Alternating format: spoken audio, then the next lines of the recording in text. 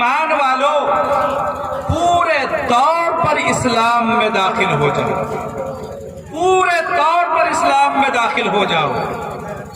لیکن ہم نے نماز، روزہ اور حج کو صرف اسلام کا جز مانا ہے، باقی اور چیزوں کو ہم اسلام سے یا تو عملاً خارج کر دیے ہیں یا اس کو ہم ضرورت سمجھتے ہی نہیں۔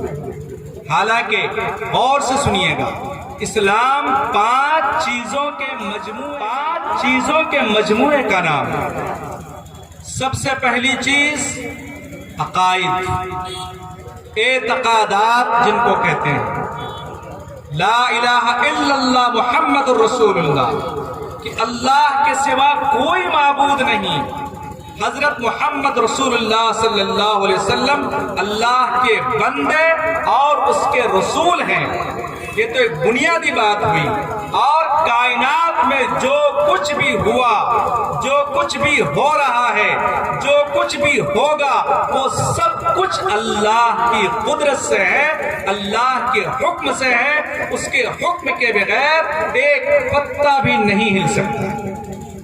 یہ تو ایک خلاصہ ہے، اور جب تک عقیدہ درست نہ ہو، چاہے آدمی کتنا بھی عمل کرتا رہے، اس کے اس عمل کی کوئی قیمت نہیں۔ بہت سے لوگ الیکشن کے موقع پہ افطار پارٹیاں کرتے ہیں، نماز میں بھی چلے جاتے ہیں اور بہت کچھ دان خیرات بھی کرتے ہیں، لیکن کیا اس کی وجہ سے وہ جنت میں چلے جائیں گے؟ نہیں، جب تک ایمان نہ ہو، اس کا عقیدہ درست نہ ہو، اس وقت تک اس کا کوئی عمل معتبر نہیں ہے۔ ہاں، دنیا میں اگر کوئی غیر مسلم بھی کوئی بھلائی کرتا ہے تو اللہ تبارک و تعالیٰ اس کا بدلہ اس کو دنیا میں دے دیتے، لیکن آخرت میں اس کا کوئی حصہ نہیں ہے۔ تو سب سے بنیادی چیز ہے کہ ہمارا عقیدہ درست ہو، اعتقادات ہمارے درست ہو، اور دوسری چیز کہ جن کو ہم اپنے دین سے نکال باہر کیے ہیں وہ ہے معاملات۔ ہمارے معاملات بالکل اسلام سے، دین سے، شریعت سے ہٹ چکے ہیں۔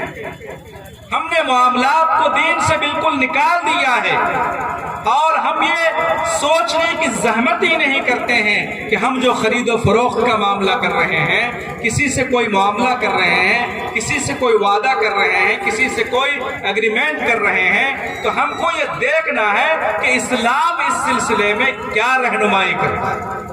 میرے دوستوں اور بزرگوں، عبادت سے اسلام نہیں پھیلا ہے، یہ بات آپ دھیان سے سن لیجئے۔ کسی کے زیادہ نماز پڑھنے سے ایمان اور اسلام نہیں پھیلا ہے، کسی کے روزہ رکھنے سے اسلام نہیں پھیلا ہے۔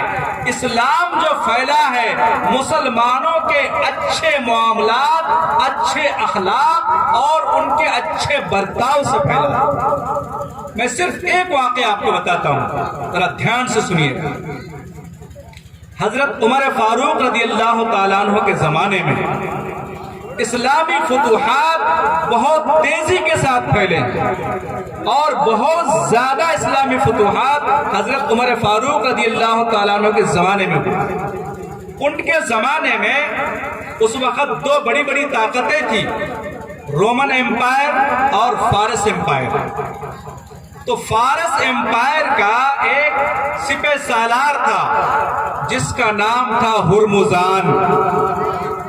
ہرمزان اس کا نام تھا۔ بڑی بڑی چوٹیں اس نے اسلام کو پہنچائی تھی، اسلام کی بڑی بڑی شخصیات اس کی وجہ سے شہید ہوئی تھی۔ بہت سی جنگوں میں، جہادوں میں بہت زیادہ نقصان پہنچایا تھا۔ ایک مرتبہ ایک جنگ میں اس کو ایک صحابی نے، ایک عام سپاہی نے پکڑ لیا۔ وہ یہ نہیں جانتے تھے کہ یہ رومن امپائر کا سپہ سالار ہے۔ اس کو پکڑ لیا، پکڑنے کے بعد لے کر آئے۔ بعض صحابہ پہچان گئے کہ یہ تو رومن امپائر کا سپہ سالار ہرمزان ہے۔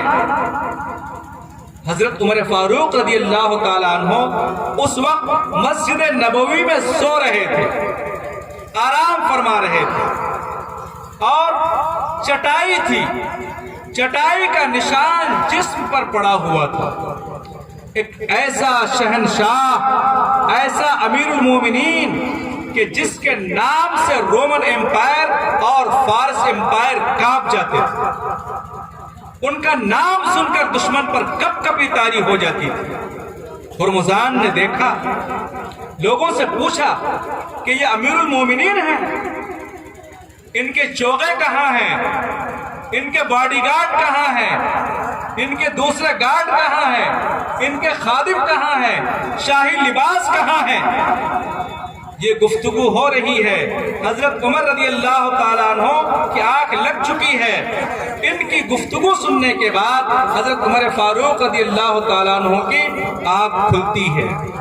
دیکھتے ہیں، صحابہ کرام عرض کرتے ہیں کہ اے امیر المومنین، یہ اسلام کا دشمن ہرمزان ہے۔ حضرت عمر رضی اللہ تعالیٰ عنہ نے اوپر سے نیچے تک اس کو غور سے دیکھا، کہا کہ اس کا جو لباس ہے شاہی لباس، اس کو اترواؤ۔ اس کے بعد گفتگو شروع ہوئی۔ حضرت عمر فاروق رضی اللہ تعالیٰ عنہ، میرے دوستوں اور بزرگوں، ہم تاریخ سے کٹ چکے ہیں، اس لیے دھیان سے سنیے۔ اگر ماضی سے کٹ جائیں گے، اپنی تاریخ سے کٹ جائیں گے تو ہمارا کوئی مستقبل نہیں ہے۔ ماضی سے مت کٹیے، اپنی تاریخ سے مت کٹیے۔ حضرت عمر فاروق رضی اللہ تعالیٰ عنہ نے اس سے گفتگو شروع کی۔ ہرمزان کو یقین ہو گیا کہ میں اب ان سے بچ نہیں سکتا ہوں، اس لیے کہ وہ جانتا تھا کہ میں نے بڑی بڑی شخصیات کو ہلاک کیا ہے، آج مجھے یہ لوگ چھوڑیں گے نہیں۔ اور صحابہ کرام کی بھی رائے یہی تھی کہ اس کو نہ چھوڑا جائے، لیکن تھا بڑا چالاک۔ اس نے کہا کہ مجھے ایک گلاس پانی پلایا جائے۔ دھیان سے سنیے گا کہ معاملات کو اسلام نے کتنی اہمیت دی۔ ہرمزان نے ایک گلاس پانی منگایا اور پھر یہ کہا کہ مجھے یہ ڈر ہو رہا ہے۔ ہرمزان نے کہا مجھے یہ ڈر ہو رہا ہے کہ کہیں اس پانی کو پینے سے پہلے مجھے ہلاک کر دیا جائے۔ آپ مجھے ضمانت دیجئے، مجھے گارنٹی دیجئے کہ جب تک میں پانی نہیں پیوں گا اس وقت تک میری جابخشی آپ کر دیں گے اور مجھے نہیں ماریں گے۔ حضرت عمر فاروق رضی اللہ تعالیٰ نے فرمایا کہ میں تمہیں ضمانت دیتا ہوں کہ جب تک تم پانی نہیں پیو گے اس وقت تک تم محفوظ رہو گے، ہم تمہیں کچھ نہیں کریں گے۔ یہ سننا تھا کہ ہرمزان نے پانی کا گلاس گرا دیا، پانی کا گلاس گرا دیا اور یہ کہنے لگا کہ اب آپ مجھے قتل نہیں کر سکتے۔ آپ وعدہ کر چکے ہیں کہ جب تک میں پانی نہ پیوں اس وقت تک آپ مجھے قتل نہیں کریں گے۔ میں نے پانی نہیں پیا ہے اس لیے آپ مجھے قتل نہیں کر سکتے۔ صحابہ حیران رہ گئے اس کی اس کرتب پر، اس کی چال بازی پر۔ کچھ لوگوں نے کہا کہ اس نے دھوکہ دیا ہے پانی منگا کر، اسے پیاس واس کچھ نہیں لگی تھی اس لیے ایک چال چلی۔ لیکن حضرت عمر فاروق رضی اللہ تعالیٰ نے فرمایا کہ میں کسی مسلمان کے علاوہ کسی سے دھوکہ نہیں کھا سکتا، میں نے وعدہ کر لیا ہے، میں اس وعدے کو نبھاؤں گا۔ ہرمزان اس بات کو سن کر حیران رہ گیا۔ اس نے کہا اشہد ان لا الہ الا اللہ اشہد ان محمد الرسول۔ وہ حیران رہ گیا کہ میں اتنا بڑا دشمن، میں ان کے ہاتھ میں آ چکا تھا اور یہ وعدے کے اتنے پابند کہ یہ مجھ جیسے دشمن کو بھی جان بخش رہے ہیں، اس لیے یہ مذہب حق ہے، چنانچہ انہوں نے اسلام قبول کر لیا۔ اب آپ بتائیے کہ انہی معاملات کو ہم نے اسلام سے خارج کر دیا۔ میرے دوستوں اور بزرگوں، صبح سے لے کر شام تک جتنے بھی معاملات ہم کرتے ہیں، ہمیں یہ جاننے کی ضرورت ہے کہ اسلام کی روشنی میں، دین و شریعت کی روشنی میں ہمیں اسلام کیا ہدایت دیتا ہے اور اس معاملے میں شریعت کیا کہتی ہے، اس کو جاننے کی ضرورت ہے۔ آج بہت سے ہمارے حضرات وعدہ کرتے ہیں، وعدہ کرنے کے بعد تھوڑی سی ناچاکی ہوئی، تھوڑا اختلاف ہوا، اس کے بعد اس وعدے کو بھول جاتے ہیں۔ اور خاص طور پر زمین کے معاملات میں حالانکہ 50 سال سے کوئی کھا رہا ہے، معلوم ہے کہ اس کی بکری ہو چکی ہے، لیکن اب اس کی قیمت زیادہ ہو گئی، اب روڈ کے اندر آ گئی وہ زمین، اب وہ کہتے ہیں کہ قبالہ نہیں ہے، لہذا انہوں نے بیچا نہیں تھا، ایسے ہی کھا رہے۔ بتائیے، یہ اسلام کے خلاف ہے، شریعت کے خلاف ہے، اور اس کے ذریعے سے ہم اپنے مرے ہوئے ماں باپ کو عذاب میں مبتلا کریں۔ اس لیے میرے دوستو اور بزرگوں، معاملات کو ٹھیک کرنے کی ضرورت ہے۔ تیسری چیز، پہلی چیز تو عقائد ہے، اعتقادات ہے، دوسری چیز معاملات ہے، اور تیسری چیز معاشرت، آپس میں کس طرح سے رہنا۔ اسلام کی ایک ایک چیز میں آج اس قدر مسلمانوں میں خرابی آ چکی ہے کہ نئے سرے سے اس کی اصلاح کی ضرورت ہے۔ حضور پاک صلی اللہ علیہ وسلم فرماتے ہیں کہ حضرت جبرائیل بار بار میرے پاس آتے تھے، پڑوسی کا حق بتاتے تھے، اور اتنا بتاتے تھے کہ مجھے ڈر ہو گیا کہ کہیں پڑوسی کو وارث نہ بنا دے۔ آج بھائی بھائی سے ناراض، باپ بیٹے سے ناراض، پڑوسی پڑوسی سے ناراض، اور اگر غور کیا جائے تو ایک آدھ انچ زمین کے لیے لڑائی ہے، ایک بالش زمین کے لیے لڑائی ہے، ایک انچ زمین کے لیے لڑائی ہے۔ اس کی مرغی اس کے پاس پہنچ گئی، اس کی گائے اس کے پاس پہنچ گئی، معمولی سی معمولی باتیں ہیں جس کی وجہ سے تعلقات خراب کر دیے جاتے ہیں اور اسلام کے ایک ستون کو ڈھا دیا جاتا ہے۔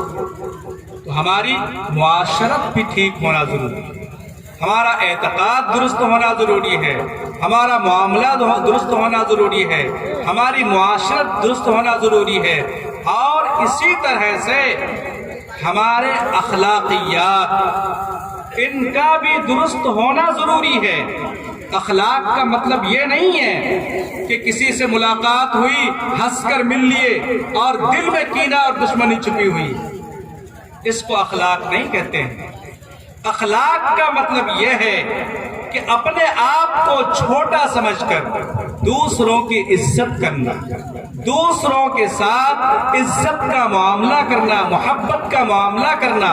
حدیث میں آتا ہے، من تواضع للہ رفعہ اللہ، جو اللہ کے لیے تواضع اختیار کرے گا، اپنے آپ کو چھوٹا سمجھے گا، اللہ تبارک و تعالی اسے بڑا کرے گا۔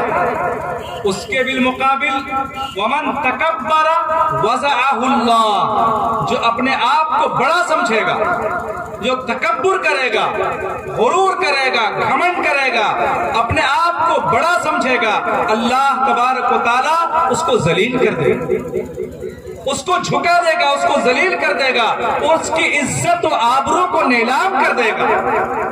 میرے دوستو اور بزرگوں، ایک حدیث میں آتا ہے، المتکبر کبیر فی عینہ وصغیر فی اعین الناس، اپنے آپ کو بڑا سمجھنے والا، اپنے آپ کو گھمنڈی سمجھنے والا، وہ اپنی نظر میں تو بڑا ہو سکتا ہے لیکن ساری لوگوں کی نظروں میں وہ چھوٹا ہوتا ہے۔ والمتواضع صغیر فی عینہ کبیر فی اعین الناس، اور جو شخص اپنے آپ کو چھوٹا سمجھ رہا ہے، اپنے آپ کو وہ چھوٹا سمجھ رہا ہے، بڑا نہیں سمجھتا، وہ اپنی نظر میں تو چھوٹا ہے لیکن سارے لوگوں کی نظر میں اس کی عزت ہے اور سارے لوگوں کی نظر میں وہ بڑا ہے۔ میرے دوستو اور بزرگوں، ان چیزوں کو سیکھنے کی ضرورت ہے۔ حضور پاک صلی اللہ علیہ وسلم کی مجلس میں میری مائیں بہنیں بھی سن رہی ہوں گی، ایک خاتون کا تذکرہ آیا، ایک عورت کا۔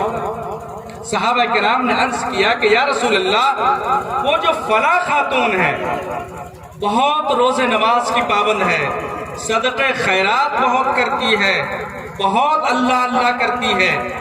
حضور نے پوچھا، یہ بتاؤ پڑوسی کے ساتھ اس کا کیا معاملہ ہے؟ صحابہ کرام نے عرض کیا کہ یا رسول اللہ، اس کے پڑوسی اس سے خوش نہیں ہیں، اس کے پڑوسی خوش نہیں ہیں۔ حضور نے سیدھا فرمایا، ہی فی النار، یہ خاتون تو جہنم میں جائے گی۔ صرف نماز پڑھ لینے سے، روزہ رکھ لینے سے، صدقہ خیرات کر لینے سے آدمی جنتی نہیں بن جاتا ہے، پورے طور پر اسلام کو ماننا پڑے گا۔ اس کے بالمقابل ایک دوسری خاتون کا تذکرہ ہے۔ صحابہ نے عرض کیا کہ یا رسول اللہ، ایک اور خاتون ہے، وہ فرض نماز پڑھ لیتی ہے، روزے رکھ لیتی ہے، جو فرض ہے وہ کر لیتی ہے، باقی زیادہ نفل روزے نماز وغیرہ، زیادہ صدقہ خیرات کا اہتمام نہیں کرتی ہے، لیکن اس کے پڑوسی اس سے خوش ہے۔ حضور نے فرمایا ہی فی الجنہ، یہ جنت میں جائے گی۔ اس سے اندازہ ہوا، معلوم ہوا میرے دوستوں اور بزرگوں کہ پڑوسیوں کے کتنے حقوق ہیں۔ ہمارے معاملات، ہماری معاشرت اور ہمارے اخلاقیات، یہ سب کے سب اسلام کے مطابق ہونے چاہیے، اور جب ہم پورے طور پر اسلام میں داخل ہو جائیں گے، وَأَنْتُمُ الْأَعْلَوْنَ إِن كُنتُم مُؤْمِنِينَ، اللہ کا وعدہ ہے کہ سر بلند تم ہی رہو گے، سر بلند صرف اور صرف تم رہو گے جب تک کہ تم پکے سچے مسلمان بن جاؤ۔ دوستو اور بزرگوں، نوافل کو چھوڑ دیجئے، مستحبات کو چھوڑ دیجئے، آج فرائض کتنے لوگ ادا کر رہے ہیں، اور اللہ کی مدد معمولی چیز سے بھی رک جاتی ہے۔ تاریخ اٹھا کر دیکھیے، تاریخ پڑھیے، اپنے ماضی سے خود کو مربوط کیجئے۔ حضرت عثمان غنی رضی اللہ تعالیٰ عنہ کے زمانے کا واقعہ ہے۔ یہ سبق میں نے دارالعلوم دیوبند میں اپنے استاذ محترم حضرت مولانا حبیب الرحمن اعظمی دامت برکاتہم کی زبانی میں نے یہ واقعہ سنا۔ حضرت عثمان غنی رضی اللہ تعالیٰ عنہ کے زمانے میں انہوں نے ایک لشکر بھیجا۔ اب اس لشکر کو اپنے اندازے کے مطابق فتح حاصل کر کے آ جانا چاہیے، لیکن جب کافی دن گزر گئے اور فتح کی کوئی خبر نہیں ملی تو حضرت عثمان غنی رضی اللہ تعالیٰ عنہ کو تشویش ہوئی۔ انہوں نے کمانڈر کو لکھا، ایسا محسوس ہوتا ہے کہ فوج دین سے ہٹ چکی ہے یا دین کے کسی کام میں کوتاہی کر رہی ہے، ورنہ یہ مجال نہیں ہے کہ باطل حق کے سامنے اتنے دنوں تک ڈٹا رہے۔ حضرت عثمان غنی رضی اللہ تعالیٰ عنہ اس حکم کے بعد سپہ سالار نے اپنے سارے سپاہیوں کا جائزہ لیا، ان کے اعمال کا جائزہ لیا۔ معلوم ہوا کہ تمام کے تمام سپاہی مکمل طور پر شریعت کی پابندی کر رہے ہیں۔ حضرت عثمان غنی رضی اللہ تعالیٰ عنہ کو دوبارہ لکھا، جواب دیا اس خط کا کہ امیر المومنین، میں نے فوج کا جائزہ لیا، میں نے سارے سپاہیوں کا جائزہ لیا، سارے مجاہدین کا جائزہ لیا، وہ سب کے سب شریعت کے پابند ہیں، دین کے پابند ہیں، دین کی ایک ایک بات پر وہ عمل کر رہے ہیں، لیکن ان اللہ کے دیوانوں کو یقین تھا، یقین محکم تھا کہ جب تک ہم شریعت پر عمل کریں گے، جب تک ہم کامل ایمان پر رہیں گے، باطل کی یہ مجال نہیں کہ وہ حق کے سامنے ڈٹا رہے۔ کہا کہ نہیں، تم جائزہ لو، یقیناً ضرور بھی ضرور کسی سنت میں کم سے کم کوتاہی تو ضرور ہو رہی ہے۔ اندازہ لگائیے، جائزہ لیا گیا، خوب غور سے جائزہ لیا گیا، معلوم ہوا کہ کچھ سپاہی مسواک کے سلسلے میں تھوڑی کوتاہی کر رہے ہیں۔ اب ان کو اندازہ ہو گیا کہ شاید اسی وجہ سے فتح میں تاخیر ہو رہی ہے۔ میں یہاں چل کے ایک بات عرض کر دوں، پیارے آقا صلی اللہ علیہ وسلم کا معمول تھا جب گھر میں گھستے تھے تب مسواک کرتے تھے، گھر سے نکلتے تھے تب مسواک کرتے تھے، مسواک ہر وقت آپ کے پاس ہوتی تھی، اور فرمایا لولا ان اشق علی امتی لامرتهم بالسواک عند كل صلاۃ، اگر مجھے اس بات کا اندیشہ نہ ہوتا کہ میری امت پر دشواری ہو جائے گی تو میں حکم کر دیتا کہ ہر نماز میں مسواک واجب ہے اور ضروری ہے۔ بہرحال حضرت عثمان غنی رضی اللہ تعالیٰ عنہ کے حکم کے بعد سپہ سالار نے جائزہ لیا، تو معلوم ہوا کہ مسواک میں تھوڑی کوتاہی ہو رہی ہے۔ سپہ سالار نے اسی وقت حکم دیا کہ تمام سپاہی درخت سے کچی لکڑی توڑ کے ابھی مسواک شروع کریں۔ دشمن کے جاسوس جو مسلمانوں کے حالات کا جائزہ لینے کے لیے ادھر ادھر بکھرے ہوئے تھے، وہ مسواک نہیں جانتے تھے کہ مسواک کیا چیز ہے۔ انہوں نے اپنے طور پر ایک اندازہ لگایا اپنے دماغ سے اور اپنے بادشاہ سے جا کر کہا کہ اب خیر نہیں ہے۔ اب مسلمانوں نے یہ فیصلہ کیا ہے کہ ان پر ہتھیار استعمال نہیں کرنا ہے۔ وہ اپنے دانتوں کو تیز کر رہے ہیں اور ان کا اگلا پروگرام یہ ہے کہ دشمنوں کو وہ کچا چبا جائیں گے۔ اب یہ سننا تھا کہ دشمن بنا لڑے بھڑے اپنی فوج اور سپاہی واپس لے کر چلا گیا، اور بغیر لڑے ہوئے حضرت عثمان غنی رضی اللہ تعالیٰ عنہ کی فوج فتح و ظفر کا جھنڈا لہراتا ہوا واپس آ۔ اندازہ لگائیے میرے دوست اور بزرگوں، جب ایک سنت کی وجہ سے، ایک معمولی چیز کی وجہ سے اللہ کی فتح رکی ہوئی ہے، تو ہم اپنی زندگی کا جائزہ لیں کہ ہم کتنے اعمال چھوڑ رہے ہیں، اللہ اور اس کے رسول کو ہم کتنا ناراض کر رہے ہیں۔ آج ہماری شکل حضور کے مطابق نہیں، حضور کے نام لیوا ضرور ہے، ہمارا چہرہ حضور کے مطابق نہیں، ہمارا لباس حضور کے مطابق نہیں، ہمارا چلنا حضور کے مطابق نہیں، ہماری گفتگو حضور کے مطابق نہیں۔ آپ نے نام سنا ہوگا، ایک بہت بڑے شاعر تھے ہندوستان میں، مرزا بیدل، آپ نے نام سنا ہوگا۔ فارسی زبان میں بہت عمدہ عشقیہ نعت لکھتے تھے، بہت عشقیہ نعت لکھتے تھے وہ، اور ان کی نعت کو سن کر ایران سے ایک آدمی آیا۔ بس 1-2 منٹ کا واقعہ، اس کو غور سے سن لیجیے۔ ایران سے ایک آدمی آیا، پتہ پوچھا کہ مرزا بیدل کہاں ہے؟ لوگوں نے کہا کہ وہ فلاں حجام کی دکان پہ ہے اور داڑھی مڈا رہے ہیں۔